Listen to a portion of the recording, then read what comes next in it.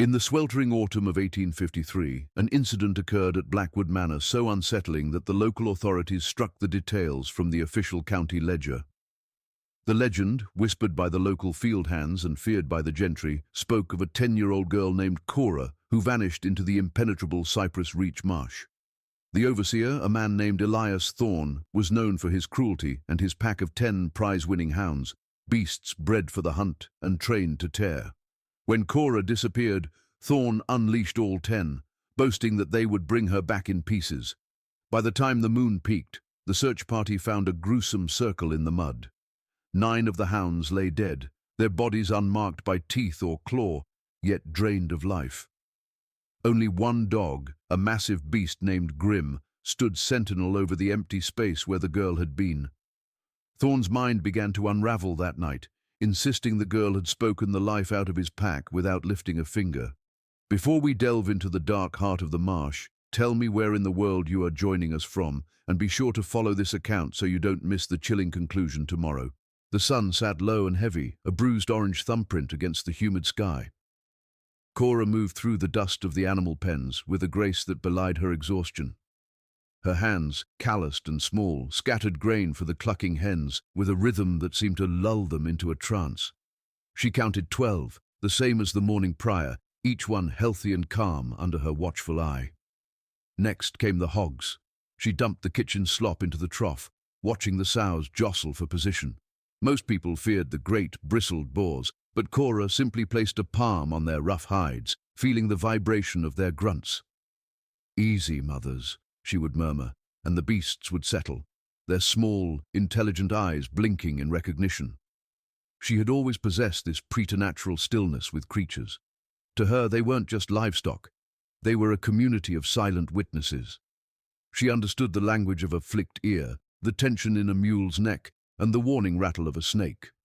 She listened when no one else did, and in return, the animals of Blackwood Manor gave her their absolute trust. The mule in the far corner brayed, and Cora crossed the packed earth to refill his water bucket.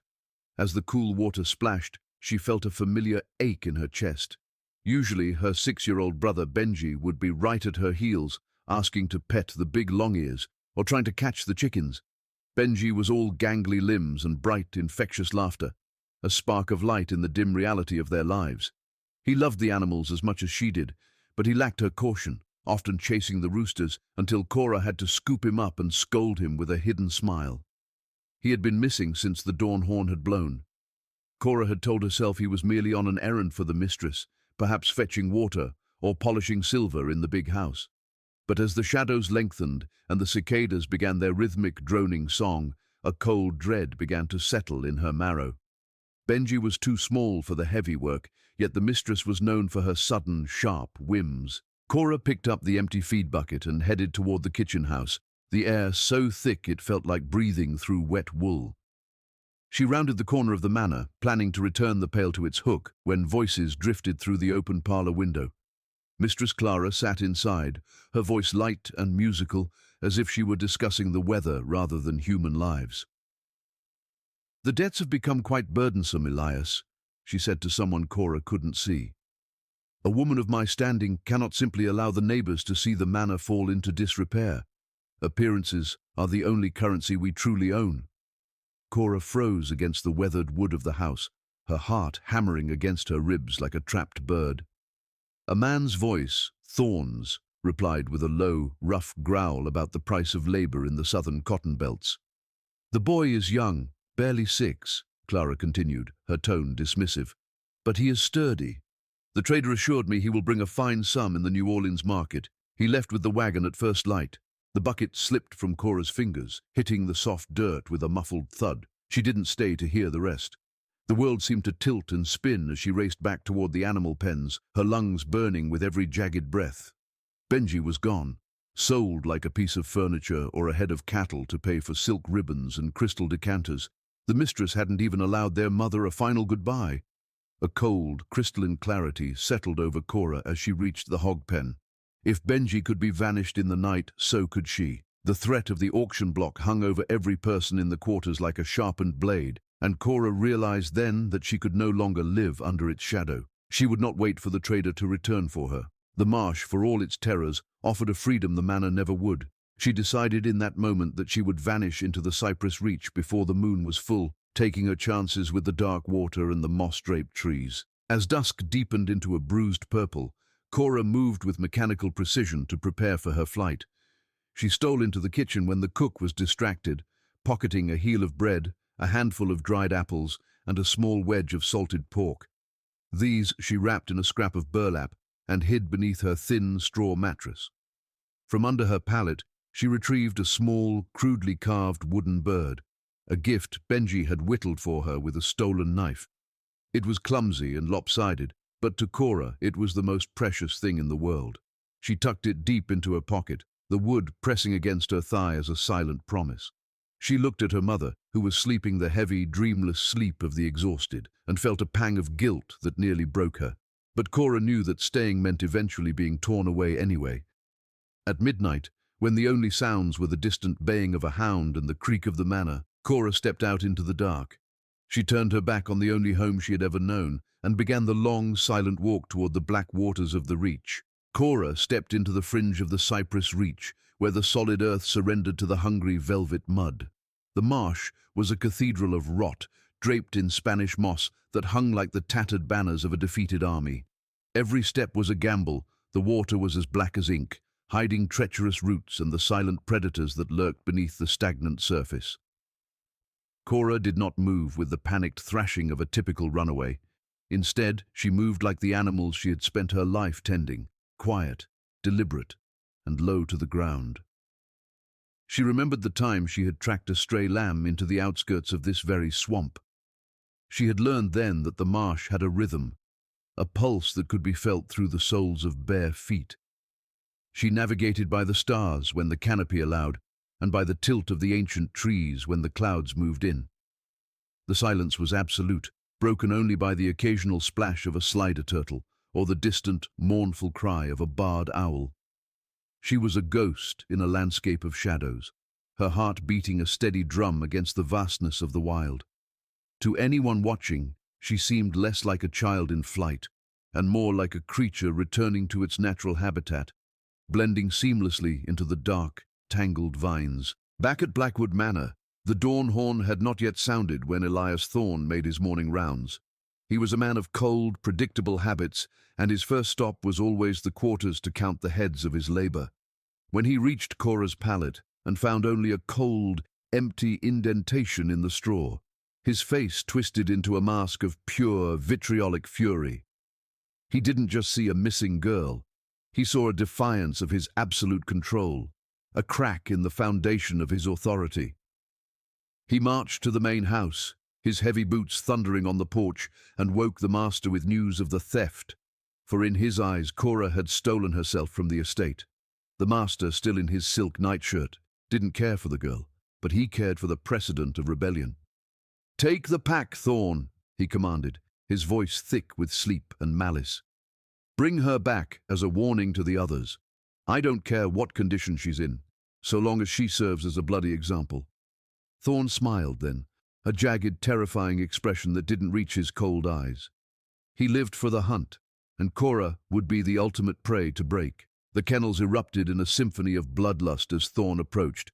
10 massive hounds, their coats a mix of brindle and charcoal, strained against their iron chains until the links groaned. These were not mere pets. They were instruments of terror, bred for endurance and trained to track a scent through the very gates of hell. Thorne selected Grim, the pack leader, first. The dog was a nightmare of muscle and bone, his eyes glowing with an intelligence that seemed almost human and twice as cruel. One by one, the other 9 were leashed, beasts with names like Malice, Cinder, and Fang. Thorne let them catch the scent from the burlap scrap Cora had left behind, and the morning air filled with their deep, vibrating bays. They surged forward, nearly pulling Thorne off his feet as they caught the trail leading straight into the heart of the Reach. To Thorne, the girl was already as good as caught. No child could outrun 10 demons on a scent, especially not in the tangled, sucking mud of the cypress groves. He relished the thought of the pursuit, picturing the moment the pack would corner her in the mud. Cora heard them long before she saw them. The sound of the hounds was a rolling thunder that traveled across the surface of the water, bouncing off the trunks of the ancient trees until it seemed to come from every direction at once. Her blood turned to ice, but she did not freeze. She knew those voices intimately. She had been the one to pour their water and calm them when the summer storms rattled the wooden kennels. She knew that Grim led the charge with a deep, authoritative bark, and she knew that once they caught the scent of fear, there was usually no stopping them. She reached a narrow ridge of mud, surrounded by deep, black channels of standing water. Her breath came in shallow, jagged gasps, but she forced herself to stay still. Panicked running would only make the trail easier to follow and exhaust her lungs. She remembered how the hogs would stand their ground when a predator approached, and how the horses would huddle together to protect their own.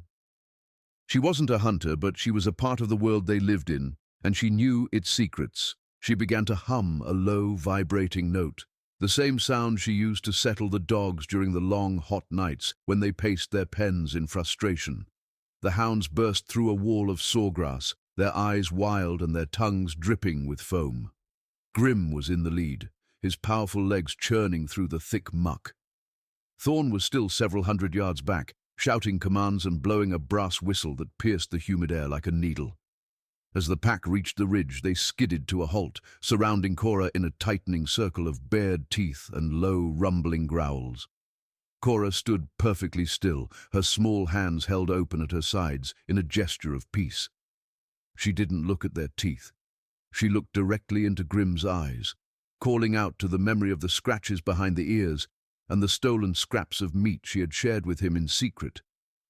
She spoke to them not as a master but as a kin. "You know me," she whispered, the low hum still vibrating in her chest. "We are all held by the same chain. Why would you tear your own?" The circle wavered. Grim's hackles lowered an inch, and the fierce barking softened into a confused, high-pitched whine as the dogs struggled between their brutal training and the deep, instinctual bond they shared with the girl who had always shown them mercy.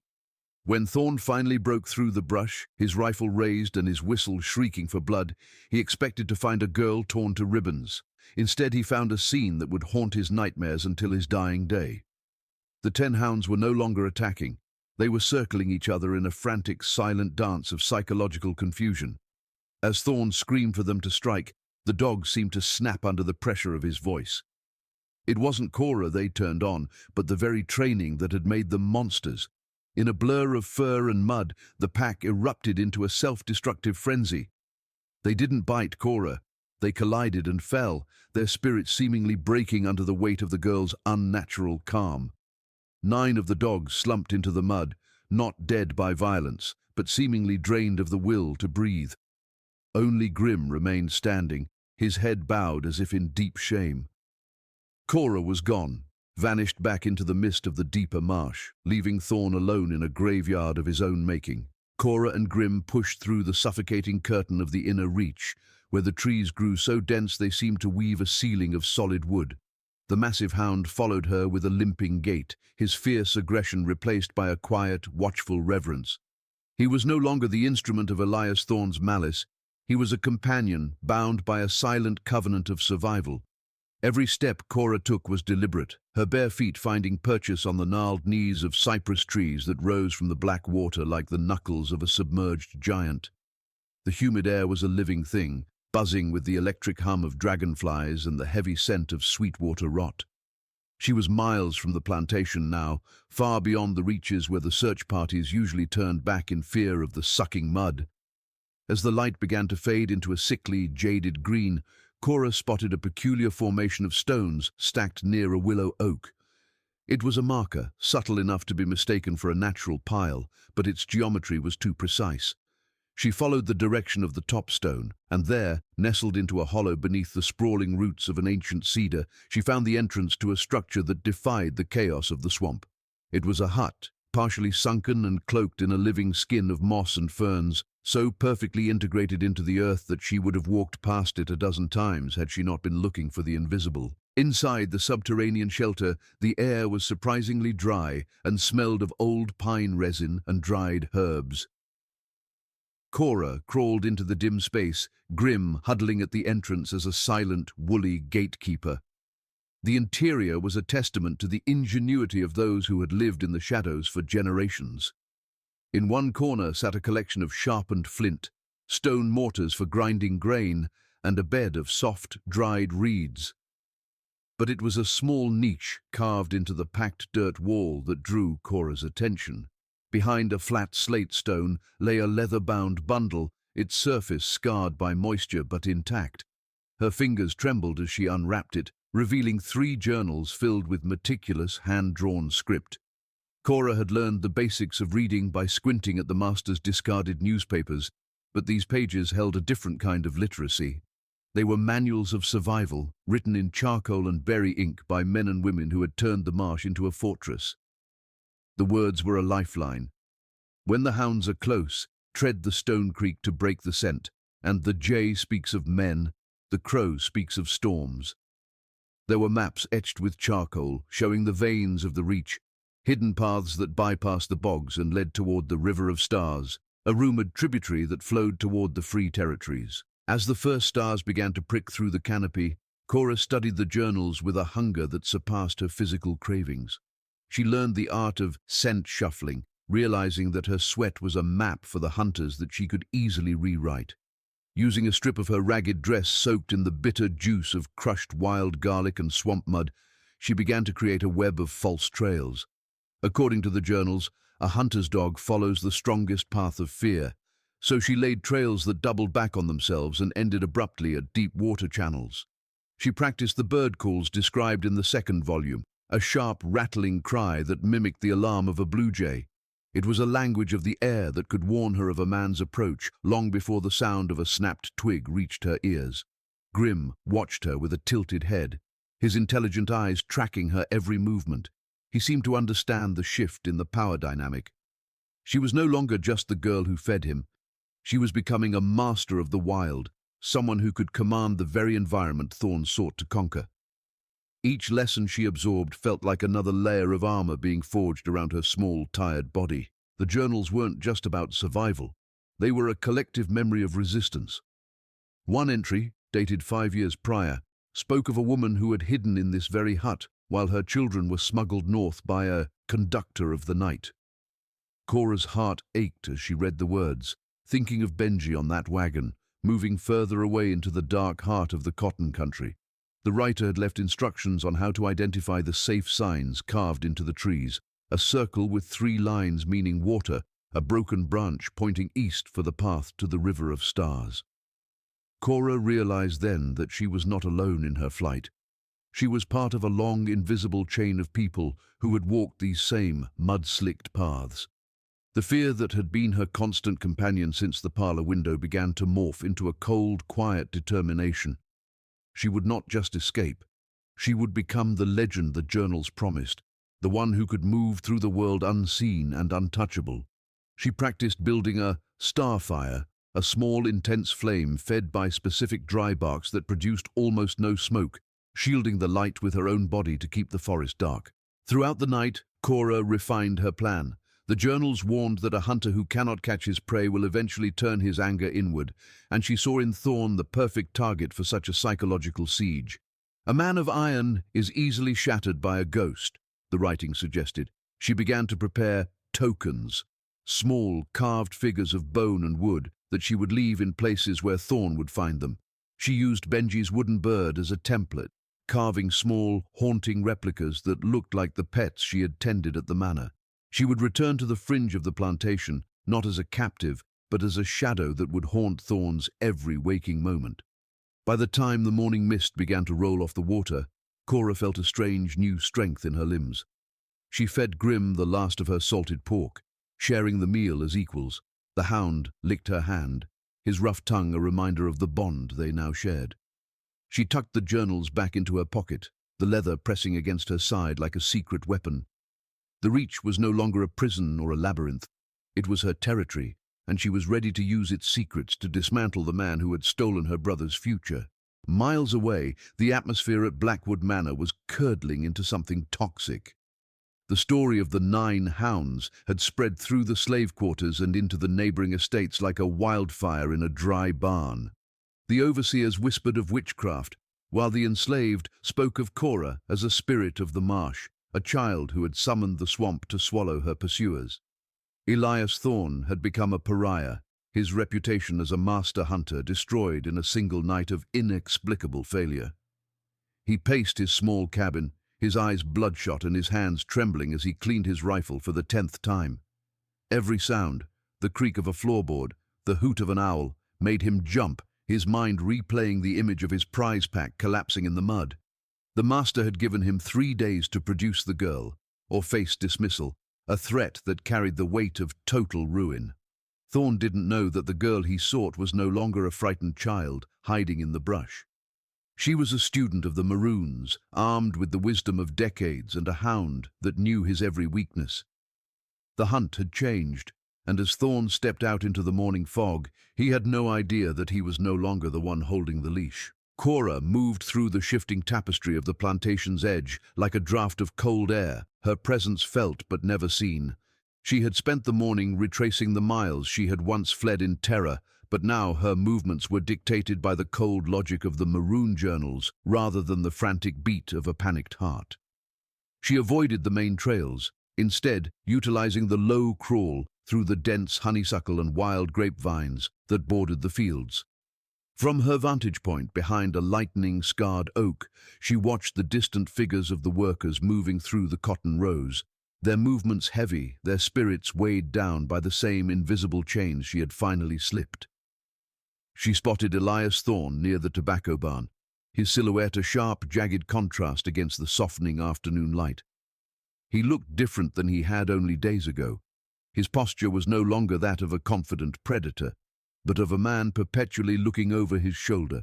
He carried his rifle with a white-knuckled grip, his head twitching at every sudden rustle of the wind. Cora understood then that the myth of her unnatural powers was doing more damage than any physical weapon could. She remembered the journal's decree. A man who fears shadows will eventually see them everywhere. She settled into the roots of the oak, Grim resting his heavy chin on her lap, and waited for the sun to dip below the horizon so she could begin the slow, methodical dismantling of the man who had stolen her brother's light. As the purple bruises of twilight deepened into the black of a moonless night, Cora began the first stage of the siege.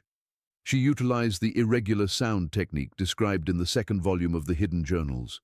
She gathered a handful of bleached animal bones from the smokehouse pit, remnants of long-forgotten livestock, and arranged them in a deliberate spiraling pattern just outside Thorne's cabin door.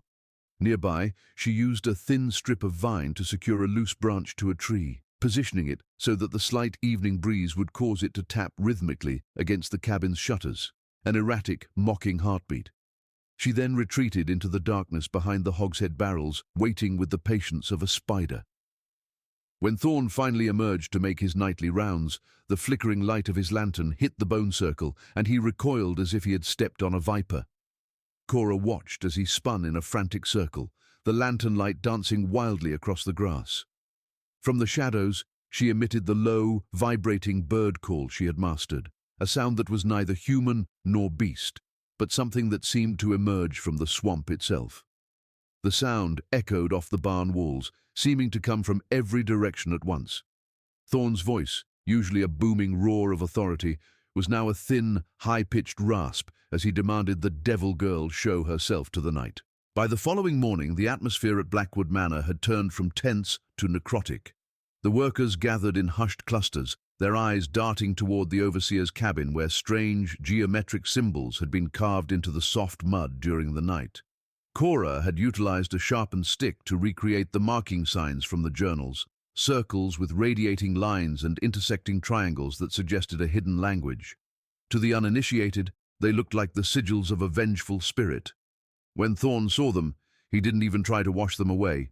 He stood staring at them, his face the color of wet ash. The master, appearing on the porch in a state of high agitation, demanded an explanation for the growing unrest. Thorne began to rave, his hands gesturing frantically toward the woods, claiming the girl was sending birds to speak his name, and that the trees themselves were moving to hem him in. Among the onlookers were two neighboring landowners, Mr. Dalton and Mr. Pierce, who had arrived to discuss the season's harvest. They watched Thorne's display with visible distaste and alarm. The prestige of Blackwood was built on the illusion of absolute rational control, and Thorne was currently shattering that illusion in front of the county's most influential men. The master's patience finally snapped. He saw not a dedicated servant, but a liability whose madness was threatening the stability of the entire estate. The final unraveling of Elias Thorne was swift and clinical. Under the critical eyes of the visiting gentry, the master ordered Thorne to pack his belongings and vacate the property by sundown. A man who could be rattled by the movements of a 10-year-old girl was no longer fit to hold the lash. Cora watched from the safety of the briars as Thorne, the man who had once been the terror of her world, mounted his horse with a canvas bag slung over his shoulder. He looked smaller, diminished by his own paranoia. He rode away toward the southern road, still shouting accusations at the empty air, his voice trailing off into a pathetic whine as the distance swallowed him. The workers watched him go in a silence so profound it felt like a collective breath being held. Cora felt a strange lack of triumph. She had removed the immediate threat, but the system that produced him remained. She stayed hidden as the plantation resumed its rhythms under a new temporary overseer, waiting for the signal she had been told to watch for in the maroon journals, a specific pattern of bird calls that would indicate the arrival of a conductor. She didn't have to wait long. As the heat of the afternoon began to break, a low, rhythmic whistle echoed from the western ridge. 3 short notes, a pause, then 2 more. The signal for safe passage. Cora rose from her hiding spot, grim, alert, at her side. From the dense foliage emerged a man she recognized from the hidden settlement, Jonas, the one who had mapped the trading routes. He moved with a practiced, effortless silence that made him nearly invisible even in broad daylight. When he saw Cora, a look of profound relief crossed his weather-beaten face. "I've been tracking your signs for 2 days," he whispered, his eyes scanning the perimeter for any lingering threats. "You did more than just survive, child. You cleared the way." He reached into his heavy coat and pulled out a small, cloth-wrapped bundle containing a piece of dried venison and a set of forged papers that identified Cora as a free child traveling under the protection of a guardian. He explained that a route was opening that very night, a series of stations that would take her through the northern counties and eventually toward the border of the free states. But more importantly, Jonas had news of the slave markets in the east. He had seen a manifest for a transport headed toward a shipyard in the Chesapeake, and a boy fitting Benji's description had been listed. The thread of hope, which had been a fraying string, suddenly felt like a hawser of iron. The midnight air at the crossing point was a curtain of damp velvet, pierced only by the rhythmic pulsing of fireflies. Cora stood between the 2 ancient oaks that Jonas had identified as the gate of the night, her fingers white-knuckled around the shuttered lantern. Beside her, Jonas checked the mechanical heartbeat of his pocket watch, his face a map of shadows in the gloom.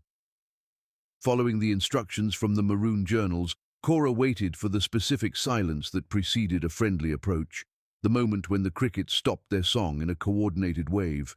Then it appeared, 3 sharp flashes of amber light from the opposite ridge, followed by a deliberate pause, and 2 more.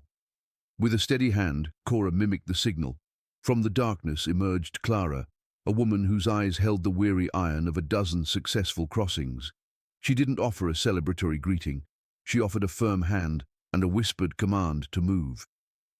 Jonas stepped back, merging into the trees with a final silent nod of respect. Cora turned her back on the Mississippi mud, stepping into a world where every footfall was a bridge toward a future she had only dared to imagine in the corners of her dreams. The journey north was a grueling mosaic of hidden spaces and whispered passwords. They moved through the arteries of the wild, utilizing riverboats captained by men like Samuel, who spoke only in the language of tides and currents. Cora spent days in the hollow belly of a freight wagon, lying flat beneath a false floor, while the smell of dry hay and dust filled her lungs. Above her, the world continued its indifferent business, the clatter of horse hooves, the shouts of merchants, the crack of whips that no longer held her in their orbit.